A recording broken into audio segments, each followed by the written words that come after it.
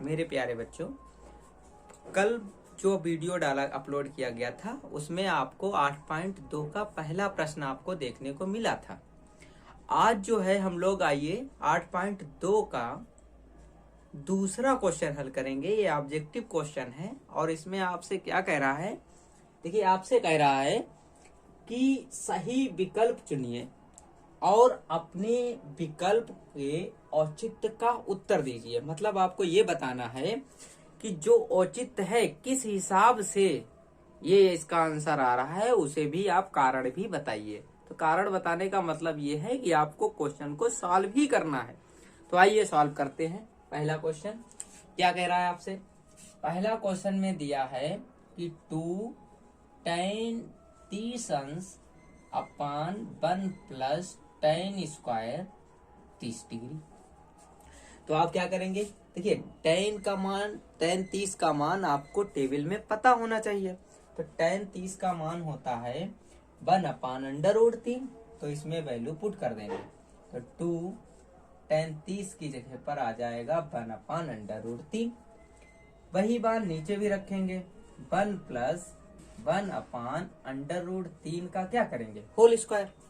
तो देखो ये हल करेंगे तो ये ऊपर आ जाएगा 2 अपान √3, नीचे आ जाएगा 1 प्लस 1 अपान √3 का स्क्वायर करेंगे तो 3 आ जाएगा। और सॉल्व करेंगे तो ये आ जाएगा आपका 2 अपान √3।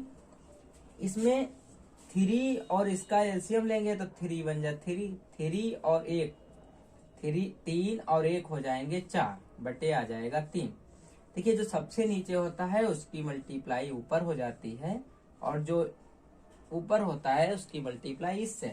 कहने का मतलब ये आ जाएगा 2 बटे √3, इधर आ जाएगा 3 बटे 4। 2 से काटेंगे 2 1 कम 2, 2 दूनी 4। तो ये आ जाएगा 1 अपान √3 गुणे 3 को लिख सकते हैं √3 गुणे √3 और बटे में आपका आ जाएगा 2। तो क्या करेंगे, √3 से √3 कैंसिल कर देंगे। जब √3 को √3 से कैंसिल करेंगे तब आपका मान आएगा √3 बटे 2। तो जब 3 बटे 2 मान जो है वो टेबल में किसका मान होता है, तो √3 बटे 2 मान जो है वो sin 60 का होता है। किसका होता है, sin 60 का।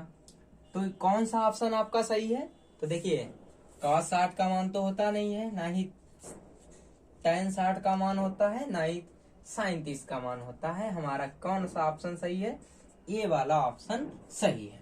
तो इस तरीके से आपका पहला वाला खंड हो गया है और आपको औचित्य बता दिया कि किस तरीके sin 60 का मान आया है। आइए दूसरा वाला खंड इसका देखते हैं। दूसरे खंड में देखिए दे रखा है 1 माइनस tan स्क्वायर 45 अंश 1 प्लस tan स्क्वायर 45 अंश। ऑप्शन में दिया है, ए में दिया है tan 90, बी में दिया है 1, सी में दिया है sin 45 और डी में दिया है 0।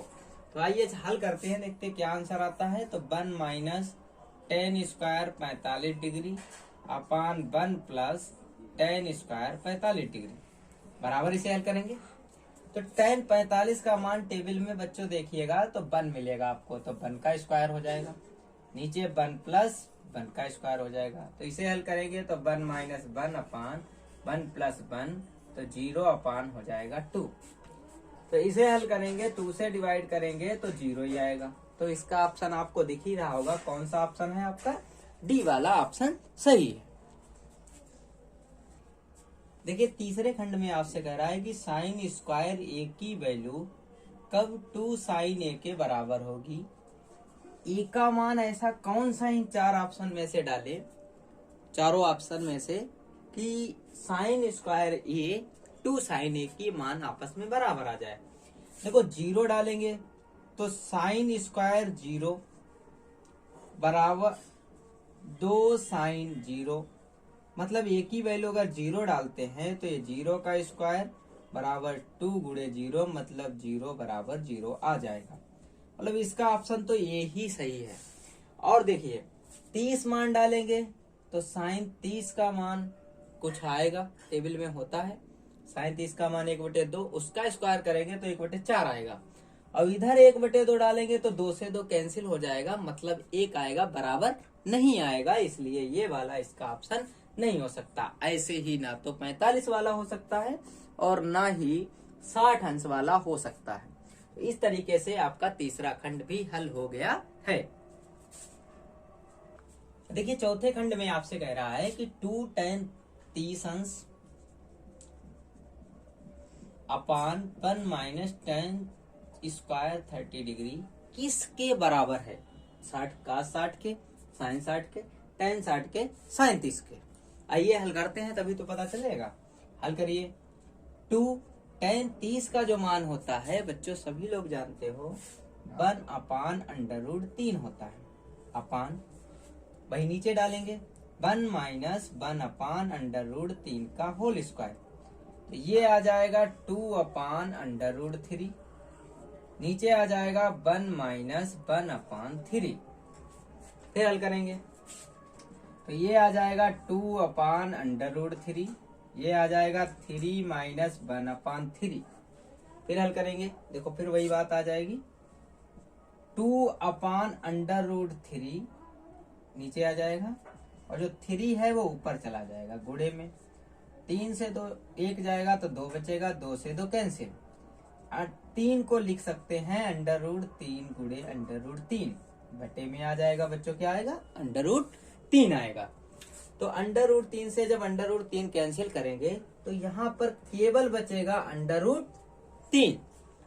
√3 मान ना तो का 60 का होता है, सारणी में देखिएगा, ना तो साइन 60 का होता है, ये मान tan 60 का होता है। कहने का मतलब इसका जो आंसर आया है आपका tan 60 आया है। तो इस तरीके से आपके दूसरे खंड के एक्सरसाइज 8.2 के आपका दूसरे खंड के सभी चारों खंड आपने सॉल्व कर लिए। आइए अब हम लोग देखते हैं तीसरा सवाल। तीसरे सवाल में आपसे देखिए क्या कह रहा है। तीसरे सवाल में कह रहा है अगर यदि tan a प्लस b बराबर √3 तथा tan a माइनस b बराबर 1/√3, और क्या दिया है कि जो a और प्लस b जो कोण है इनके, अगर a और प्लस b का मान निकाला जाए वो 0 से बड़ा, 90 से छोटा, लेकिन 90 के बराबर उसका योग हो सकता है। लेकिन ये बात भी ध्यान रखनी है कि a का मान b से हमेशा बड़ा ही होगा। तो देखिए कैसे लिखेंगे, तो ये लिखा हुआ है tan a प्लस b बराबर हो जाएगा √3। tan का अगर हम साड़ी में मान देखें तो √3 जो मान है वो किसका होता है? tan 60 का होता है। तो इसको हम लोग लिख सकते हैं tan a प्लस b बराबर tan 60 लिख सकते हैं। देखिए कंपेरिजन करेंगे, जो tan a प्लस b की वैल्यू है वही tan 60 के बराबर है। कहने का मतलब ये हो जाएगा a प्लस b बराबर 60 डिग्री। इक्वेशन नंबर 1 हो जाएगा। अब क्या करेंगे, दूसरे में देखेंगे। दूसरे में लिखा है tan a माइनस b बराबर 1 अपान √3, तो ये आपकी वैल्यू हो जाएगी tan a माइनस b बराबर tan 30 अंश, क्योंकि tan 30 का जो मान सारणी में होता है बच्चों वो tan 1/√3 होता है। ये भी बराबर होगा, तो a माइनस b बराबर वैल्यू आ जाएगी 30 डिग्री। ये समीकरण नंबर 2 हो जाएगा।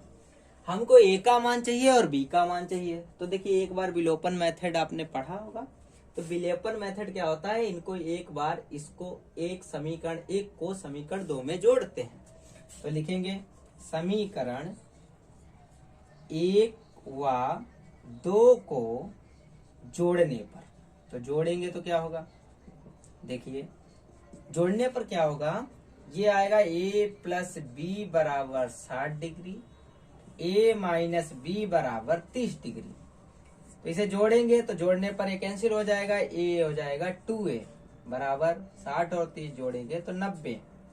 इधर देखिए अगर हम 2a बराबर आया है 90 और 2 गुणे में है तो उधर बटे में जाएगा तो 90/2, तो ये आ जाएगा 45 डिग्री।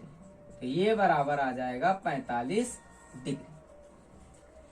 a का मान आप ऐसा करो ए का मान समीकरण 1 में रख दो तो बी का मान मिल जाएगा। ए का मान समीकरण 1 में रखने पर,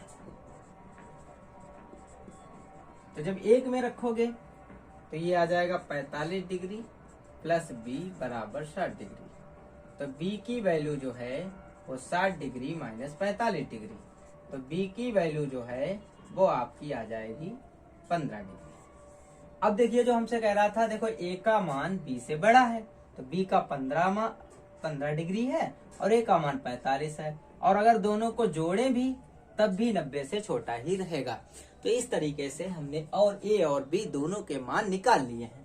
अब इस एक्सरसाइज का केवल एक सवाल बचा है, वो लास्ट नंबर सवाल है 4। आइए देखते हैं उस सवाल में आपसे क्या कह रहा है। मेरे प्यारे बच्चों, चौथे प्रश्न में आपसे कह रहा है कि बताइए कि निम्नलिखित में से कौन सा सत्य है। जो नीचे लिखे हुए हैं इनमें से कौन सा सत्य है या कौन सा असत्य है। ये भी बताइए कि कारण क्या है, सत्य है तो क्यों, असत्य है तो क्यों। देखते हैं। पहले प्रश्न में कह रहा है कि ए और बी के मान कोई भी रखो, तो मान लेते हैं ए का मान हमने मान लिया 60 डिग्री और बी का मान मान लिया, आंसर देखिए, बी का मान मान लिया हमने 30 डिग्री।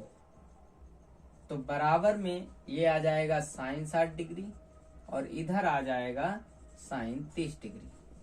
तो देखो इधर तो हो जाएगा ये साइन 90 डिग्री और इधर साइन 60 का मान जो होता है वो अंडर रूट 3/2 होता है, और साइन 30 का जो मान होता है वो 1/2 होता है। तो इधर तो साइन 90 का मान तो 1 होता है, इधर आया 2 अंडर रूट 3 + 1, तो ये कहीं से भी बराबर नहीं है। ऐसे ही कोई भी अगर हम मान डालेंगे तो वो बराबर नहीं आएंगे। कहने का मतलब जो ये कथन हमारा है ये असत्य है। कैसा कथन है, असत्य है, और कारण ये लिखा हुआ, ठीक है। दूसरे में कह रहा है कि थीटा में वृद्धि हो, मतलब थीटा का मतलब 0 डिग्री, 30 डिग्री, 45 डिग्री, 90 डिग्री, तो क्या साइन थीटा के मान में भी वृद्धि होती है। तो आइए देखते हैं क्या देखेंगे। दूसरे वाले प्रश्न में देखो साइन 0 का मान पढ़ा है टेबल में 0 होता है, सही, ठीक है। साइन 30 का मान अगर देखा जाए तो 1/2 होता है। अच्छा है, देखो 0 से बढ़ रहा है, पहले 0 था फिर आधा हो गया। आगे बढ़ेंगे। साइन अगर 45 की बात करें तो साइन 45 का 1/√2, तो फिर भी मान बढ़ा। देखो ये आधे से वर्गमूल से भाग कर रहे हैं। साइन अगर हम 60 का मान निकालें तो देखो तब भी क्या है, तब √3/2 आ रहा, मतलब फिर भी बड़ा हुआ 1/√2 से। और साइन 90 का मान अगर देखें तो 1 आता है। कहने का मतलब थीटा बढ़ने के साथ साथ हमारे जो मान है साइन थीटा का वो भी बढ़ रहा है। इसका मतलब है जो ये कथन दिया हुआ है वो कैसा है, सत्य कथन है। ये कैसा कथन हो गया बच्चे, सत्य हो गया। आइए तीसरे वाले में कह रहा है कि साइन थीटा में वृद्धि के साथ साथ क्या कॉस थीटा भी बढ़ता है। जैसे इन्होंने ये समझा कि अगर साइन थीटा बढ़ रहा है तो कॉस थीटा भी बढ़ेगा। चलिए आइए चेक करते हैं तब पता चलेगा। तो कॉस 0 का मान निकाले तो कॉस 0 का मान बच्चे मान 1 होता है। अगर हम कॉस 30 का मान निकालें तो इसका मान √3/2 होता है। फिर हम कॉस 45 का मान निकालें तो कॉस 45 का 1/√2 होता है। कॉस 60 का मान निकालें तो ये 1/2 होता है, और कॉस 90 का मान निकालें तो 0 होता है। देखो ये 1 से स्टार्ट हुआ और 90 तक कहाँ चला गया, 0 में चला गया। मतलब वृद्धि तो हो नहीं रही है, इसमें तो कमी हो रही बच्चे ना। जब कमी होगी तो इसको हम क्या कहेंगे, असत्य कहेंगे, क्योंकि ये वृद्धि की बात कर रहा हो क्या रही है, कमी हो रही है। अच्छा कह रहे हैं थीटा के सभी मानों के लिए, देखिए थीटा के सभी मानों के लिए तो साइन थीटा कॉस थीटा बराबर नहीं होता। अगर किसी एक पर्टिकुलर मान के लिए कहा होता कि साइन थीटा की वैल्यू कॉस थीटा के बराबर होती तो मान लेते। अब सभी मान कह दिया तो सभी मान के लिए तो बराबर नहीं होगी। मान लीजिए साइन 0 है, कॉस 0 है, साइन 0 का मान तो 0 आएगा, कॉस 0 का मान 1 आएगा, तो बराबर कैसे है। अगर किसी पर्टिकुलर एक मान के लिए कहते तो सत्य होता है, इसलिए ये क्या है, असत्य है। ये भी कथन कैसा है, असत्य कथन है। अब लास्ट वाला बचा है, कह रहा है अगर ए बराबर 0 डिग्री हो, कितना डिग्री हो, 0, तो cot थीटा परिभाषित नहीं है। हाँ बिल्कुल सही है, क्योंकि cot 0 का जो मान होता है वो अपरिभाषित होता है। तो इसका मतलब जो है ये कथन हमारा क्या है, सत्य है। तो मेरे प्यारे बच्चों, इस तरीके से हमने पार्ट 2 बनाया है इसका 8.2 का। ये आप कंप्लीट हो गया। अगर आपको ये वीडियो अच्छा लगे तो इसको शेयर करें, जिससे जिसको भी इसकी आवश्यकता हो उसके पास से पहुंच सके। और चैनल अगर आपने सब्सक्राइब नहीं किया है तो इसे सब्सक्राइब जरूर करें। Thank you.